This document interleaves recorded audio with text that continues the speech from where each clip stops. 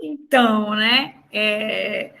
Ninguém queria esperar, mas aí botou uma coisa simples, né? Botou, você ia lá, entrava num espaço e tudo que você fazia reproduzia. E o que acabou? Ninguém queria mais passar, né?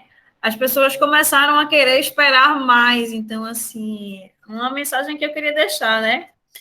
Que é que nós sejamos semáforos, né? Tanto na nossa vida profissional, quanto na nossa vida, se for uma carreira acadêmica, que a gente tenha essa vontade aí de brilhar os olhos das pessoas que estão junto com a gente, né, no nosso percurso de trabalho, de tudo. Eu acho que na vida da gente, eu digo muito a Deus, um dia que eu não quiser mais fazer o que eu faço com amor, eu deixo de fazer. Então, assim, esse vídeo para mim traz muito isso, né, a questão de você querer mudar o dia a dia de alguém, de você trazer coisas diferentes, de você pensar no problema do outro, que eles estudaram todo um processo, que eram as pessoas que transitavam ali, do que elas queriam, porque senão eles não tinham conseguido atingir. Então, seja na área de educação, né, quanto professores, seja na área de desenvolvedores, né, trabalhar com tecnologias, seja na área que vocês quiserem atuar, né, que a gente tenha muito esse sentimento, né, de equipe, de entender, de saber que a gente vai trabalhar resolvendo problemas, de que competências a gente precisa ter hoje, de que profissões, hein, é interessante a gente dar uma olhadinha nessas profissões do futuro, porque tem muita coisa mudando e a gente precisa estar sempre percebendo que mudanças são essas. Então, olhem muito isso, né? Todo dia eu olho o que é que tem na minha área, porque eu preciso entender como é que está o mercado hoje, né, que eu atuo. Então, eu acho que o mercado que vocês quiserem atuar, é interessante a gente ter essa visão, né, do todo, o que está acontecendo, para a gente acompanhar essa evolução, porque o mundo está mudando muito rápido. A gente está mudando muito rápido, né? E se a gente não acompanhar, aí, ó, é um problema, viu? E eu acho que é isso. Eu queria ouvir vocês, né? Se vocês têm alguma coisa. Diógenes, eu falei aqui descontroladamente, mas eu queria te ouvir quem quiser falar também. Eu, eu sei que talvez tenha muita gente querendo falar, mas eu estava aqui anotando e aprendendo bastante, né? Sempre é bom ouvir pessoas e ouvir uma profissional do seu quilate agrega muito, muito mesmo. Eu aprendi bastante hoje e eu fui tendo aqui fui te dando um apoio aqui, né? Tu tava falando as coisas e eu ia logo buscar e mandava para o pessoal. Então, tudo que tu colocasse aí que ia mandar, pode ficar tranquilo que eu já mandei, né? Eu Arrasou. já tava te dando aí o vídeo da metodologia e tecnologia, eu ia lá buscava e, né, a teoria do flow, eu fui lá e mandei. Pelo menos eles vão a partir dali, né, não vão esquecer e vão buscar, né, aprofundar. Eu mesmo vou buscar aprofundar isso. Eu estou criando um projeto novo agora, como eu falei, e a tua palestra deu várias ideias novas para poder eu incrementar nesse projeto novo. Estou aqui cheio de ideias, estou contente, eu gosto de estar criando, né? Fazendo coisa diferente. Então a palestra foi muito rica, a palestra leve. A gente passou aqui quase 3 horas, mas Viagem.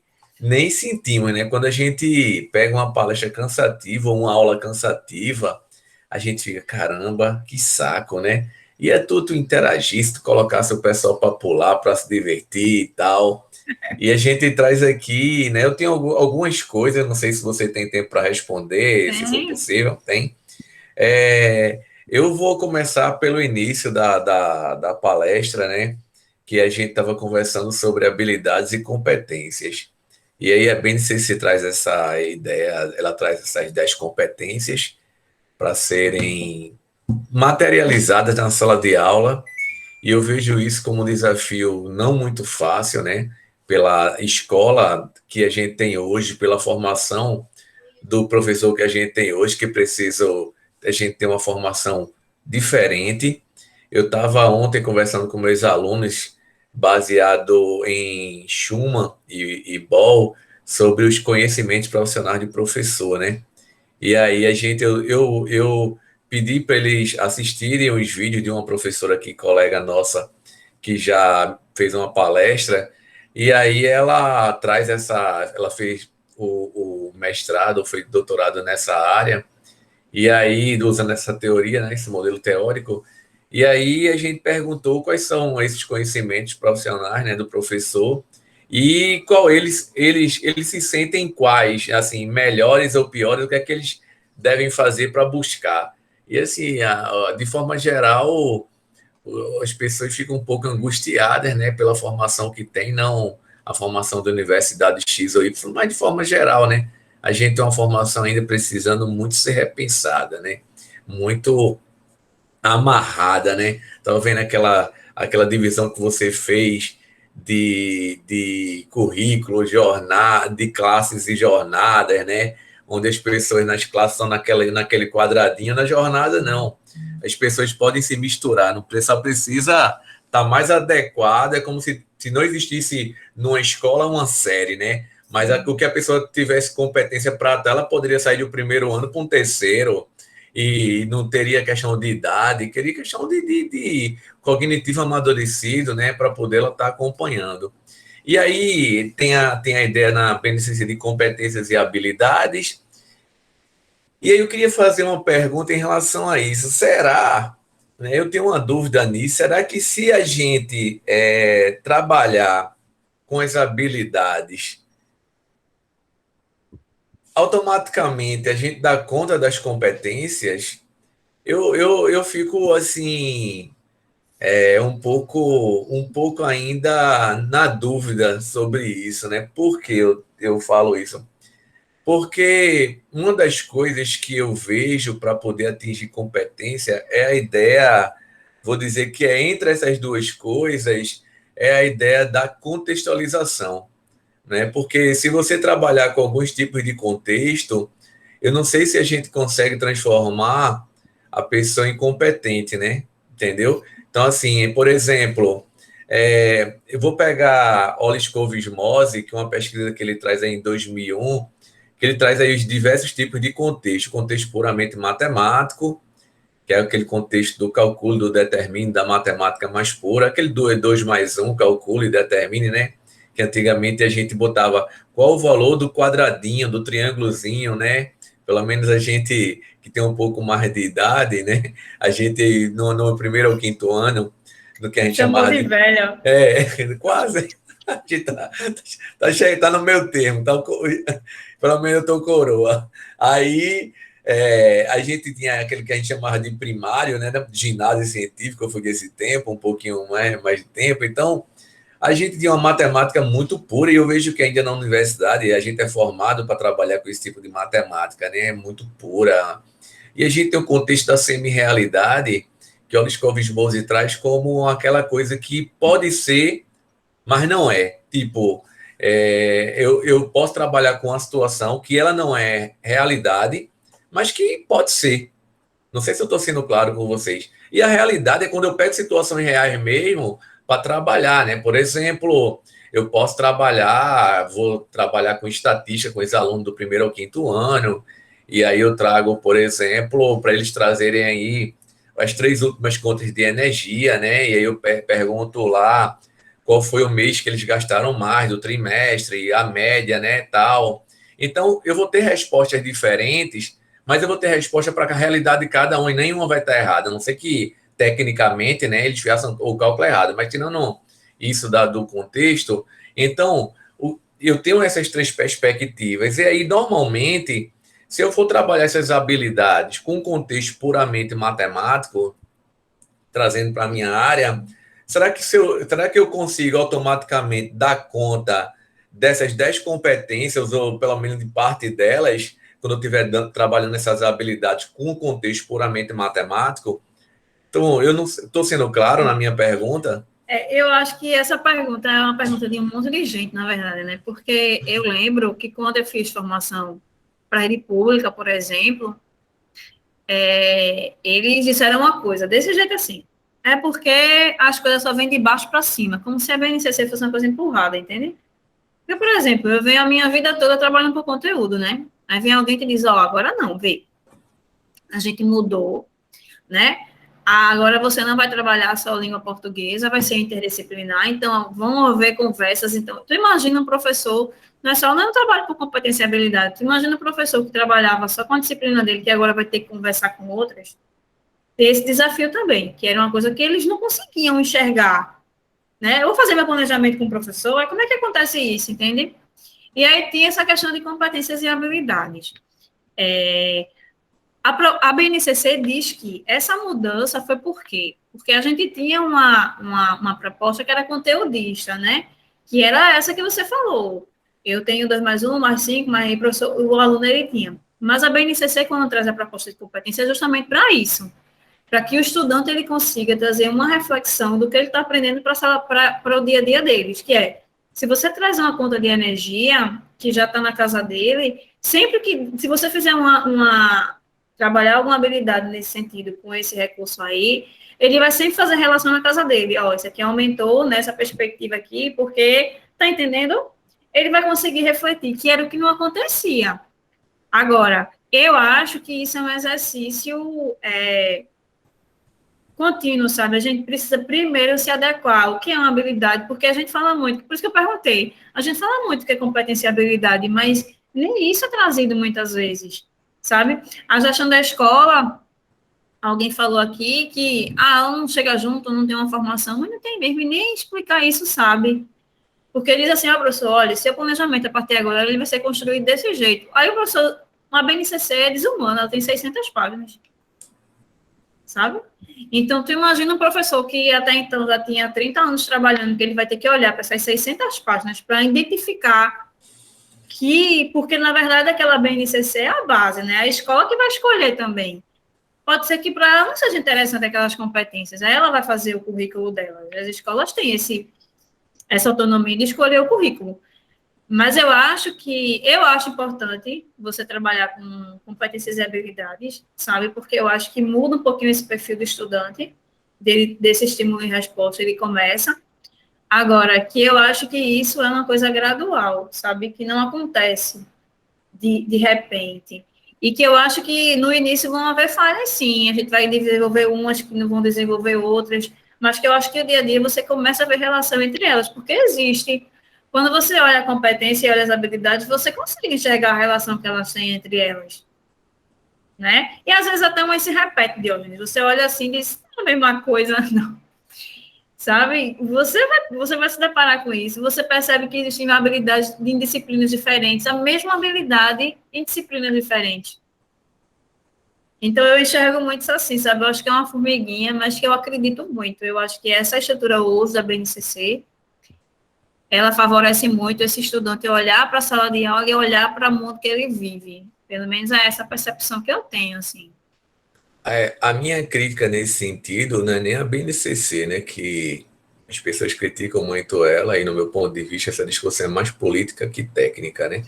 Tem alguma parte técnica também, mas eu acho que é mais política que técnica. Sempre as discussões no Brasil são muito mais políticas que técnicas, né? Então, não é nem essa questão, é a questão assim, eu acho que, e espero, né, que a partir da BNCC, ela tem um impacto muito forte nas universidades, nos cursos de licenciaturas, né, para refletir um pouco mais como formar melhor esse professor. Porque eu acho que o gargalo não está na BNCC, eu acho que o gargalo maior, ele é na formação do professor. Já foi muito pior, né? Muito pior. Melhorou, mas ainda é muito ruim. Muito ruim que a gente forma um professor para ensinar numa escola que não existe. E, Verdade. e eles ensinam os alunos para um mundo que não existe, fica essa roda, né? Então o cara chega, o cara sai da universidade, quando vai para a escola ele se assusta. Ele vai dizer, caramba, eu não fui formado para essa escola, né? E aí o aluno também é formado na sala de aula. Quando ele sai da sala de aula, parece que a escola morreu. Então as coisas precisam ser mais conectadas, a formação com a escola e a escola, né, formando o aluno melhor para ele estar conectado com o mundo. Então, acho que a BNCC ela traz essa oportunidade, mas é preciso melhorar a formação do professor para poder ele enxergar essa oportunidade, porque muitas vezes está ali a oportunidade, mas quem não consegue enxergar, não lá, não tem nada aqui. e muitas vezes as coisas passam por você. Isso aconteceu muito na minha vida profissional já. Eu tive muitas oportunidades que eu só consigo enxergar hoje que eu perdi. Eu não consegui enxergar no tempo, né? Mas hoje, caramba, eu perdi por eu não ter essa visão, não ter essa formação, né? É Então, verdade. muitas coisas, quando a gente vai amadurecendo, a gente vai enxergando melhor. Então, é assim, é isso que eu penso. Outra pergunta, eu tenho várias perguntas aqui, Marielle. Se não conseguir responder todas, tu me avisas, tá? E se Uma, eu não souber, eu digo que não sei também. sem problema, tá? Fica tranquila. Eu sempre digo que tudo é um laboratório. Aqui eu sempre falo com meus alunos também. Eu digo, olha, a gente não sabe, a gente é mediador, né? Então a gente está aqui para trocar. Eu gosto muito de trabalhar com a turma de computação também, porque tem muita coisa técnica que eles sabem que eu não sei. Então eu aprendo muito com eles. Professor, é assim, assim, é tal. Eu, cara, aprendi contigo agora. É muito massa, né? Isso é Então, maravilhoso. isso, eu gosto de trabalhar com gente que é normalmente de outra área, porque eu aprendo muito, muito, eu vou me completando, né? Vou me ampliando. Então, gente que é igual a mim, aprende, mas aprende menos, né? Mas aprende gente que fala outras coisas diferentes. Sentar numa mesa, por exemplo, onde as pessoas falam coisas diferentes, eu prefiro até falar na conversa dele do que na minha, porque eu estou aprendendo as coisas dele, entendeu? Me amplio enquanto profissional, enquanto pessoa. E aí eu queria saber, eu já vejo, eu acompanho algumas escolas, né? E eu vejo muito as pessoas, não, eu vou trazer esse projeto da escola, porque aqui trabalha o pensamento computacional. E aí eu queria saber de ti, né, que trabalha nessa área, o que é um pensamento computacional e quando a gente trabalha com pensamento computacional? Porque as pessoas falam muito, tudo trabalha, dá conta da BNCC, nem dá. Trabalho com pensamento computacional. Tudo aquele modismo todo, né? E aí você, quando traz aí essa proposta, né, de um trabalho gamificado, o que as pessoas chamam de trabalho gamificado não é, né? Bota alguns elementozinhos soltos e diz, olha, aqui é uma proposta gamificada. Não é. É igual a ideia do ensino híbrido, né? Se a gente for pegar a ideia do ensino híbrido mesmo, as pessoas às vezes trabalham, acham que porque trabalha uma parte remota e outra não, acha que o ensino é híbrido, né? E se a gente for ver conceitualmente o que é para ser híbrido, o que é que tem que ter. Então, assim, há uma confusão muito grande conceitual, porque as pessoas falam com manada, escutou e fala. É preciso ler, é preciso pesquisar, né? Eu tenho uma coisa que eu escrevi aqui, que eu ia falar mais na frente, mas eu vou antecipar e falar agora. Precisamos formar pessoas pesquisadoras. Eu, às vezes, fico assim, muito. Às vezes, eu sou um pouco duro nesse sentido. As pessoas chegam para mim: olha, tu podes me mandar um vídeo sobre isso?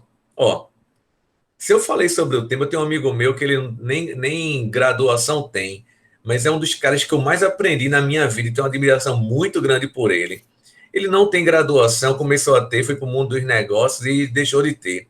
Mas é assim, se eu falar uma coisa com ele hoje, ele já vai pesquisar. E ele daqui a pouco está entendendo sobre aquilo muito bem, muito bem. Ele vai pesquisar. Então, assim, tu estavas falando aqui, eu estava pesquisando, mandando para o pessoal já. Tem gente que vai pesquisar e vai aprofundar, e tem gente que gosta da papa na boca. E eu acho que as pessoas, primeiro, precisam começar a serem pesquisadoras. Então, eu escutei, eu achei interessante, pode me ajudar. Ou eu vou no Google, eu vou no YouTube e vou buscar o que é aquilo. E ali eu guardo e já vou depois aprofundando, aprofundando. Se eu não for uma pessoa pesquisadora, eu não vou conseguir ser um profissional pesquisador.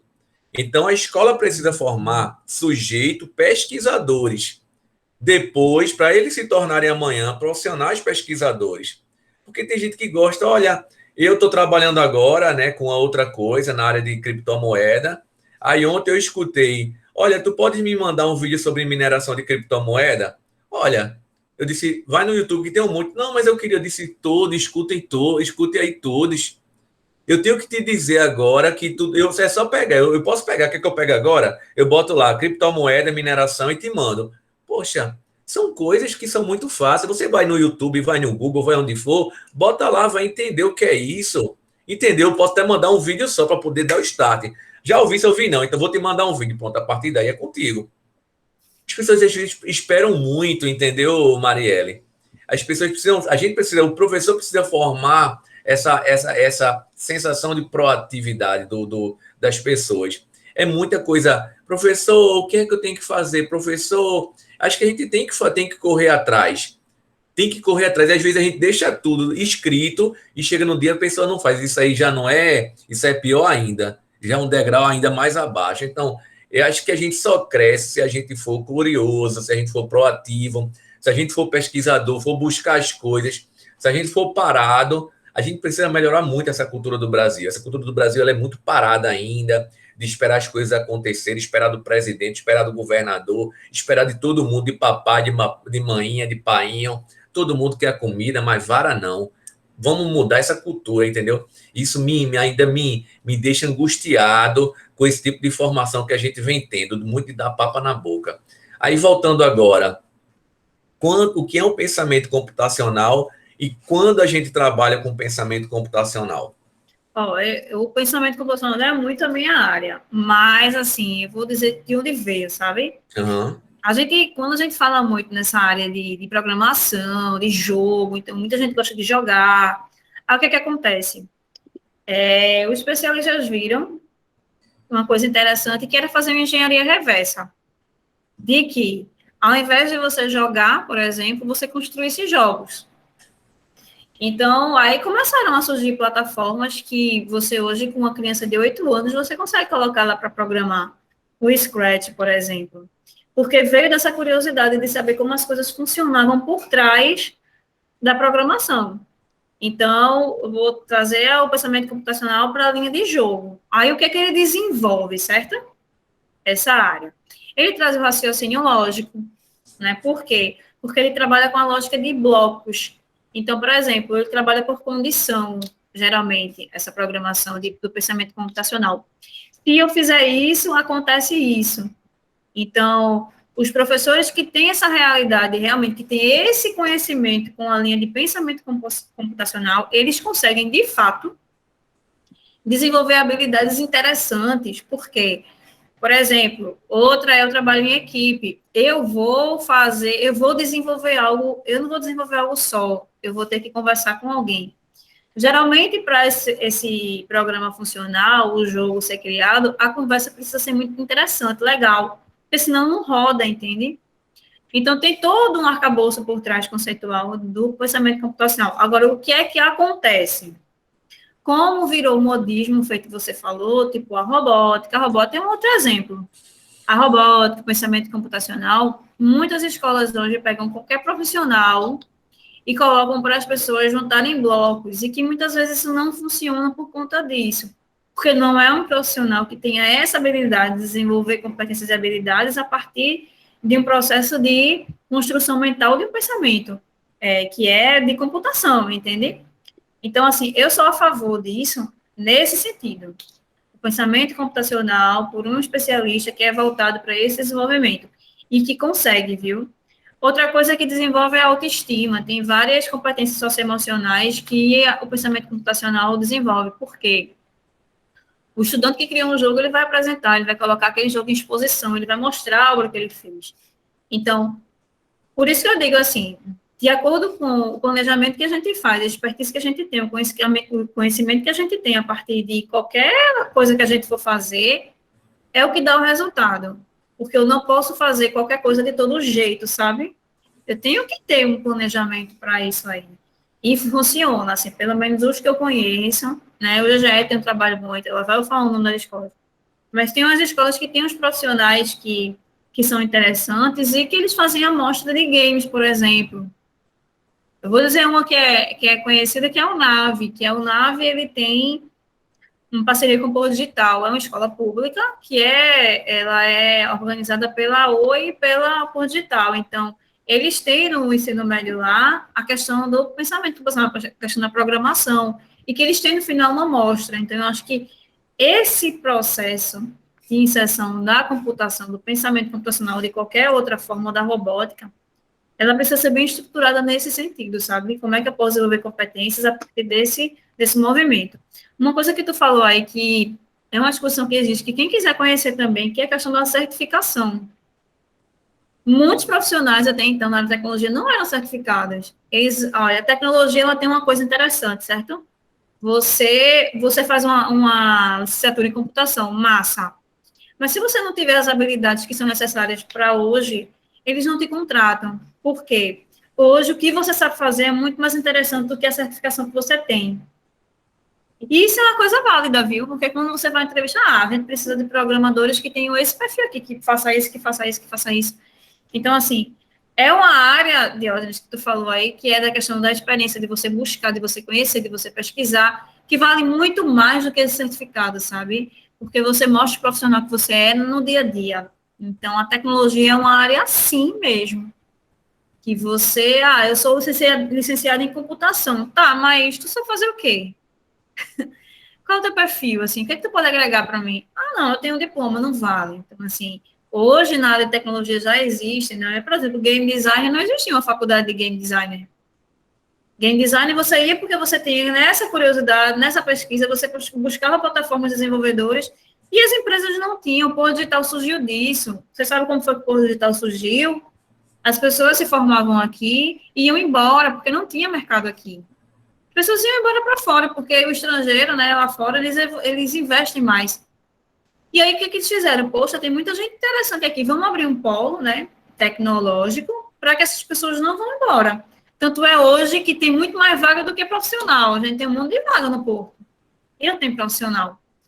Por conta disso. A certificação é massa, um documento precisa, mas essas habilidades que precisam ser desenvolvidas, o conhecimento que você tem através de pesquisa, de entender como é que está funcionando, eles são muito valiosos, sabe? É, tem uma coisa que você fala aí, Marielle, que eu venho trabalhando aqui, os alunos estão de prova, né? Que é a questão de planejar a vida. Eu trouxe uma experiência que quando eu era professor de escola básica, e eu chegava, dava aula no ensino médio, normalmente no terceiro ano. Terceiro ano é aquele ano onde as pessoas já deveriam chegar já com o pensamento amadurecido daquilo que quer na vida. E aí eu perguntava, e você vai fazer para quê? Não sei, só no final de ano eu escolho na inscrição. Professor, acho que vai direito ou medicina, estou em dúvida ainda. Então, assim, são coisas absurdas que a gente vê por falta de formação. Formação familiar, né, formação da própria escola básica também, uma orientação. Então, quando eu chego aqui na universidade, eu faço a mesma pergunta. Isso é também a mesma coisa que eu escutava na escola básica. As pessoas faltam ainda planejamento. Qual é o seu planejamento a curto prazo, pessoal e profissional? Qual é o seu planejamento a médio prazo, profissional e pessoal? E a longo prazo? O curto, médio e longo vai ser diferente para cada pessoa, mas é preciso ter isso definido, isso claro. Não estou dizendo que vai ser engessado, que não possa mudar. Até com a definição de planejamento, o conceito de planejamento, né? Ele já tem isso arraigado, isso é flexível. Então, eu trabalho muito com isso com meus alunos, para pelo menos quando meus alunos terminarem a graduação, ou eles estiverem ainda na graduação, fazendo a graduação, eles saibam o que é que eles precisam conquistar em cada uma das etapas, de acordo com os objetivos dele. Ou com cada amadurecimento, ele vai agregando, vai incrementando. Mas às vezes as pessoas não sabem o que querem, para onde vão, são perdidas. Então, isso que você colocou, planejamento é muito importante. Não é chegar de todo jeito. Tem que planejar. Para tudo que a gente faz, a gente tem que se planejar. Você que trabalha com projeto, você faz um planejamento antes, não é isso? Tudo que você faz, você tem que fazer um planejamento antes. Não é algo burocrático, é algo necessário para poder a pessoa acompanhar a evolução. Isso é verdade. E a gente geralmente diz, daqui a 5 anos, né? Não que não vai mudar, né, Diógenes? Claro que todo dia o dia muda, Claro. agora é assim, mas se a gente não tiver uma meta, a gente não vai para lugar nenhum. Então, eu tenho as minhas, né, e eu coloco lá visivelmente para mim, eu quero chegar aqui.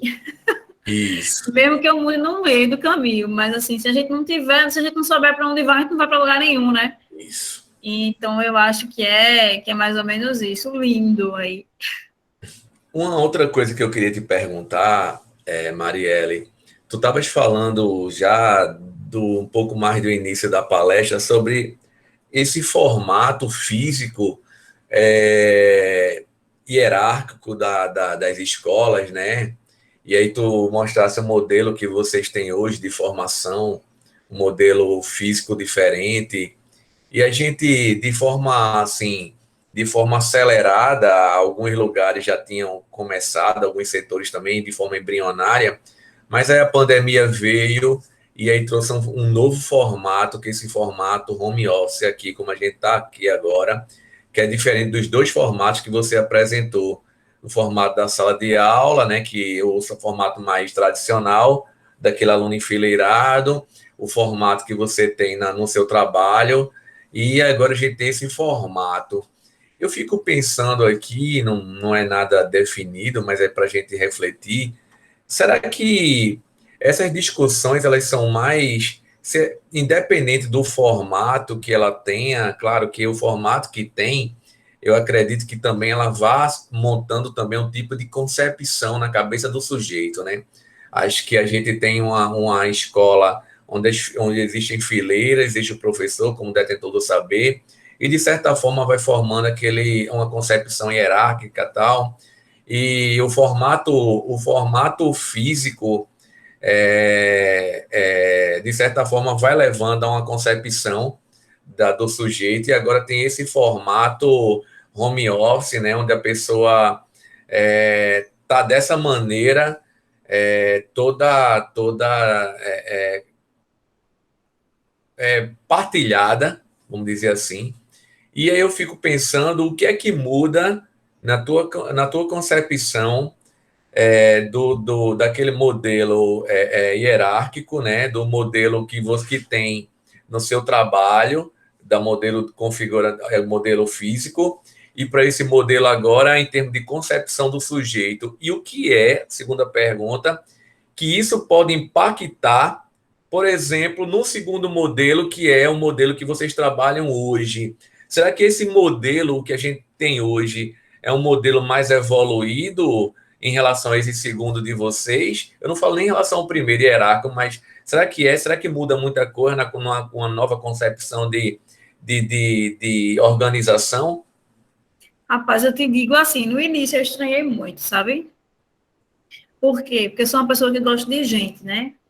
Eu acho que tem possibilidades, tem dificuldades. Eu gosto muito de gente. Eu gosto de abraçar, gosto de falar, eu sou uma pessoa do oba-oba, né? Eu sempre gostei muito disso, assim, eu gosto de gente. E eu passei a trabalhar com a máquina, né? O dia inteiro com a máquina, que é uma coisa que a gente em tecnologia já trabalha muito com a máquina, mas a gente, pelo menos, tem gente, né, ao redor. Mas, assim, eu acho que eu comecei a visualizar outras possibilidades, eu acho que a produção acontece muito mais rápida. Por quê? Eu estou em casa, né? Eu não preciso me deslocar, então eu já estou no meu espaço aqui, então esse deslocamento não existe. Então, assim, a conversa aconteceu de uma maneira mais rápida, porque antes você esperava alguém chegar ou alguém chegar, não sei o quê. Hoje a gente está lá no tipo Slack, numa plataforma de comunicação, você vai lá, a resposta é muito mais rápida. Você hoje consegue, por exemplo, a reunião, você precisava de um espaço físico, às vezes você demorava a sua reunião. Agora não, agora tu pode entrar aqui, manda um link e você vai e entra, entende? Então, essa facilidade, eu acho que melhorou muito esse formato home office. A questão da comunicação melhorou, né? Ficou muito mais, a produção melhorou muito, porque você não precisa de deslocamento, você já está no seu ambiente. Você consegue falar com pessoas de qualquer lugar, por exemplo, a gente está aqui, eu estou em Olinda, você está em Recife, o pessoal está em Garanhuns, não é isso? Uhum. Então, assim, e a gente está conversando do mesmo jeito, então eu acho que essa distância, ela aproxima, né, as pessoas, não precisa desse deslocamento. Eu acho que, tanto na educação como no profissional, tem essas possibilidades. O que eu vejo de ruim é a interação, né, das pessoas, como também você, às vezes, confunde um pouquinho o teu ambiente de trabalho com o teu ambiente de lazer, de casa. Porque você está no mesmo espaço, né? Às vezes a gente até constrói. Eu estou construindo agora, porque eu estava incomodada com isso. Estou construindo um escritório para como se eu todo dia acordasse fosse trabalhar nesse movimento. Mas eu acho que acontece muito essa situação. De hierarquização, por exemplo, na sala de aula, uma vez eu me peguei pensando nisso, que hoje não tem ninguém na frente de ninguém, né? A gente está aqui no mesmo espaço, está um do lado do outro, né? A gente está numa perspectiva de igualitária. Tô todo mundo juntinho. Hoje tinha essa dificuldade também de, por exemplo, na graduação, tinham muitas mães que tinham dificuldade por conta dos seus filhos, então eu acho que isso facilita muito. E ficou uma forma remota, mas que não era aquele fórum, que era aquela AD chata, sabe?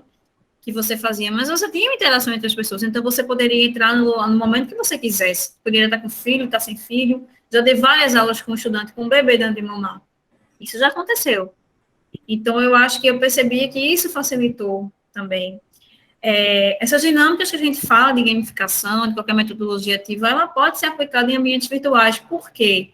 Hoje já existem plataformas que a gente consegue fazer tudo isso que a gente fazia analógica. Então, eu consigo trazer o Trello, eu consigo para você fazer um Kanban, eu consigo trazer um Jamboard, aí eu estou lá no Meet. Jamboard é da Google, então é uma plataforma que a gente consegue também colocar os post-its, trabalhar com interação de ideias.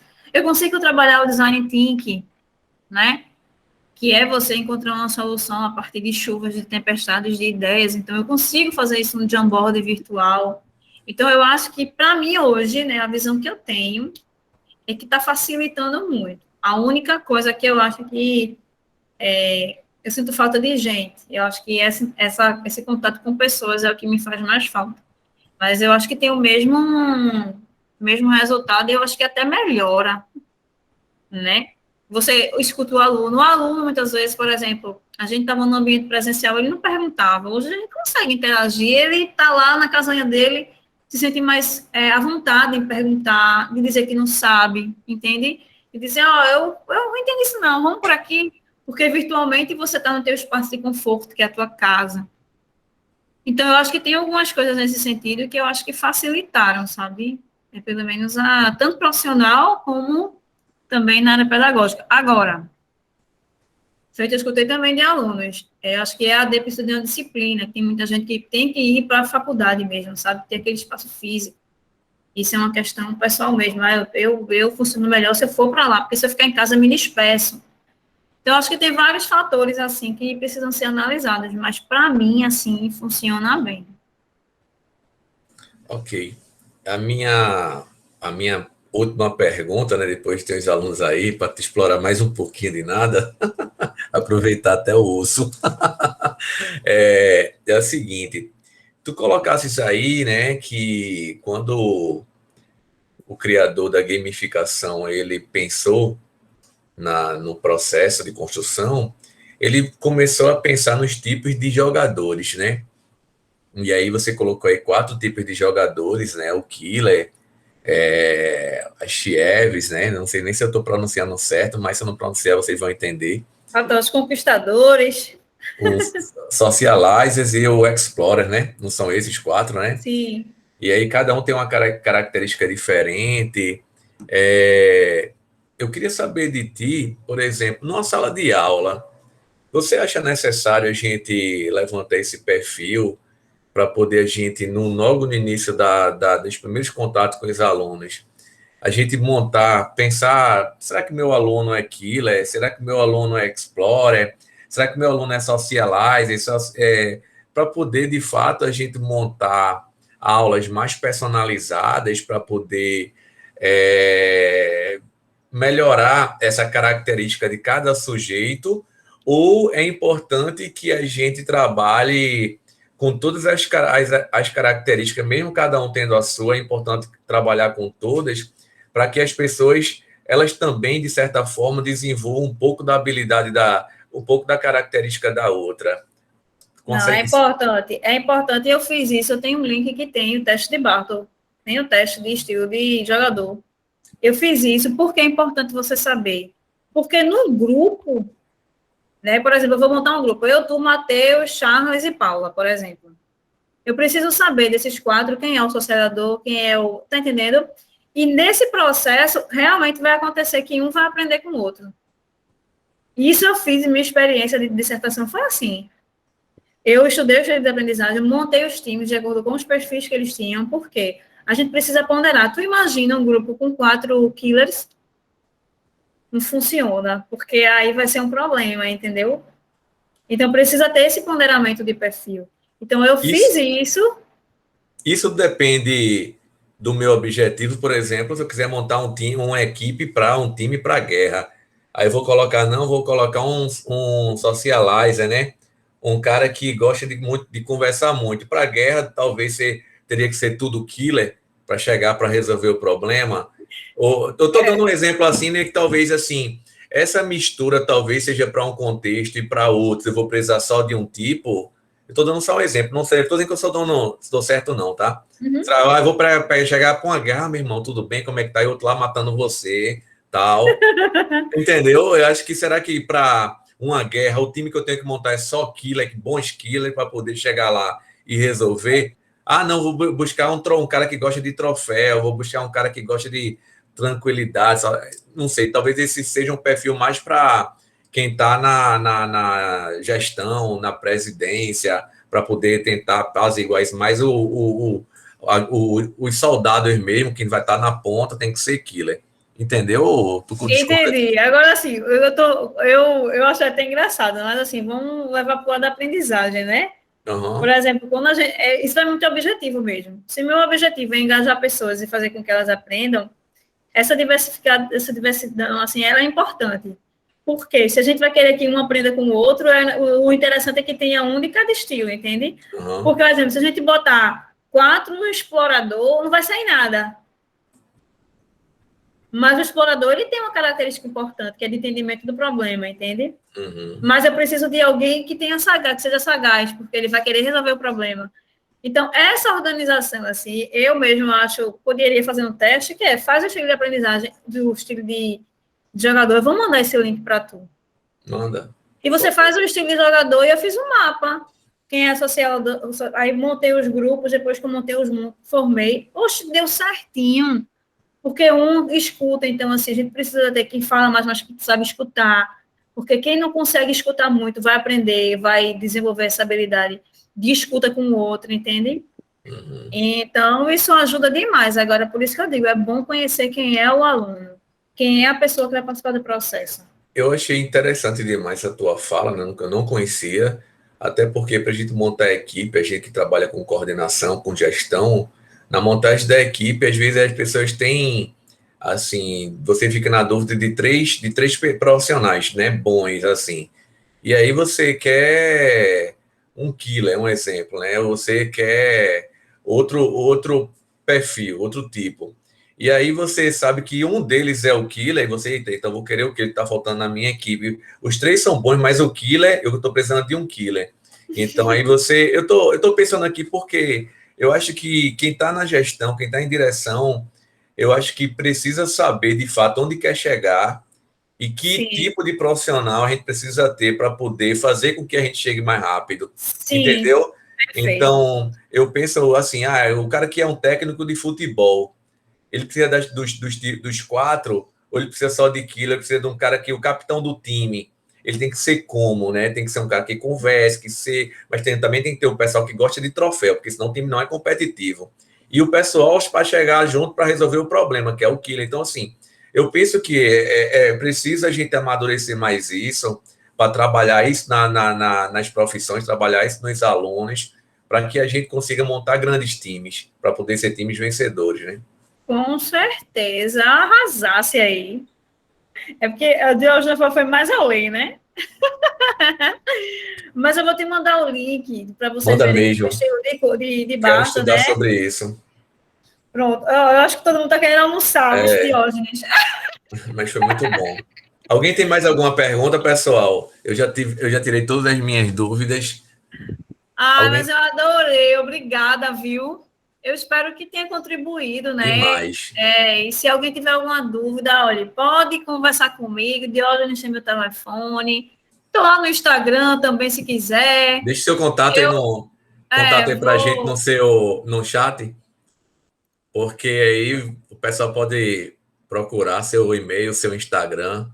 Se tiver todas as redes sociais que quiser passar, pode passar pra gente. Eu sempre boto alguns cursos lá, 8698-5184. Ó, esse aqui é meu Instagram e com esse nome só tem eu, viu? Mariela Zoubel, meu Jesus. Se arrumar outra, só tem eu. Aí eu sempre boto alguns cursos que tem da universidade. E estou aqui à disposição, se quiser outras referências também, eu tenho alguns livros aqui, aí a gente vai trocando uma figurinha, mas eu fico de verdade à disposição, viu? Foi um prazer conhecê-los. Marielle, muitíssimo obrigado. Eu, particularmente, cresci bastante, sempre cresço conversando contigo. Muito boa a palestra, né? A gente está aqui já há 3 horas e 16 minutos, mais ou menos, 3 horas e Minha 10. gente. Mas a palestra é muito proveitosa, cresci bastante, ajudasse bastante no novo projeto que eu estou construindo, de muitas ideias, despertou várias coisas. Eu saí aqui, tu fazias e eu saí aqui anotando. Ganhei demais a minha manhã, muito. Tenho certeza também, falando por ele, mas eles podem também falar, né? Então, já estão falando aí que tua palestra que agregou muito para a vida deles, profissionalmente agregou para a minha também. Muito obrigado mesmo por ter aceitado o convite, por ter arrebentado hoje. Eu que agradeço, viu? Vocês eliminaram aí meu feriado. E tô por aqui, viu, Diógenes? Tu sabe, né, que tu mora. Também. E foi massa. Obrigado aí, pessoal. Muito obrigada aí, viu? E fico à disposição de vocês. Será um prazer. Só para finalizar, a gente vai ter um outro encontro. Ela está aqui hoje, até assistindo Marielle, que ela queria demais conhecer Marielle, já tinha ouvido falar em Marielle. Quando disse ela, olha, amanhã tem uma palestra massa, foi antes de ontem.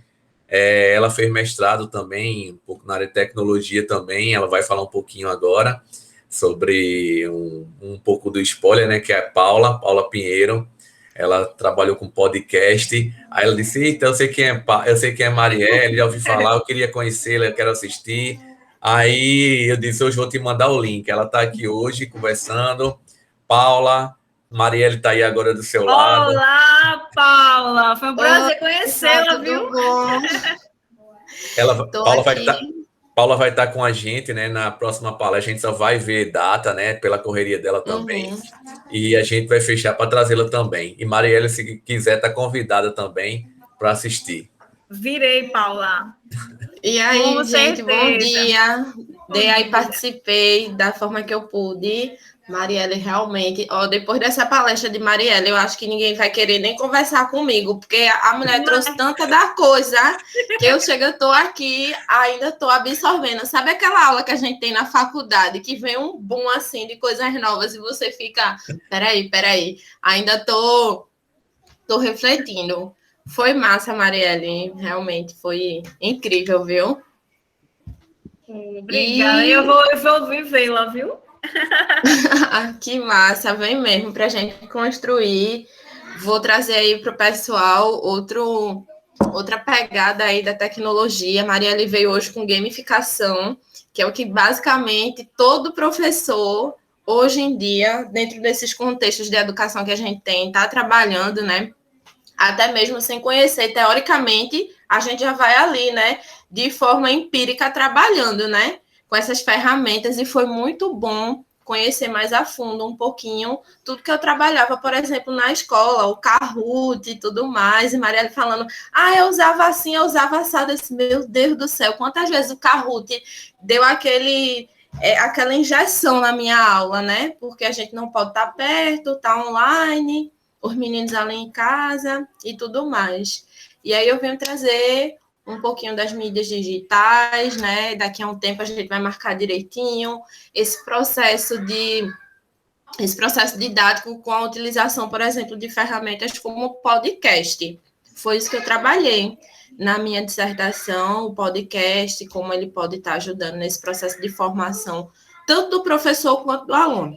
Mas aí já vou trazendo esse spoiler que eu vou trabalhar com o pessoal aqui, dentro da perspectiva dos alunos, como é que eles, como licenciados, podem estar estimulando esses alunos, né, nesse processo de estar interdisciplinarizando com as tecnologias, as mídias digitais e tudo mais, como é que a gente vai estimular, como é que a gente vai trabalhar nossas disciplinas, conhecer o podcast, a história, enfim, vai ser isso. Ainda estou lapidando. Maravilha, Paula. Pessoal, vamos para agora, para a hora do almoço, né? Está na hora do almoço já. Todo mundo deve estar com fome. Agradeço demais a participação de todos. Obrigado aí, Marielle, mais uma vez. Espero aí tê-la conosco outras vezes, né? Muito obrigado mesmo. A gente vai se falando no privado. E, Paula, seja muito bem-vinda. Espero tê-la aí nos próximos dias, né? Depois que você arrumar sua data aí, a gente acerta e marca o encontro, tá bom? Já segui Marielle nas redes, já. Tá massa. Não, você é minha amiga. Você, não perdi tempo, não. Gratidão. E aos meninos também, muito obrigado por estarem aqui até agora.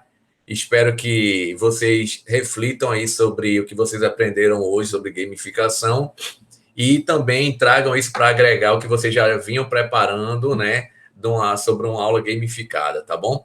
Próxima sexta a gente se encontra. Um abraço e bom final de semana para todos.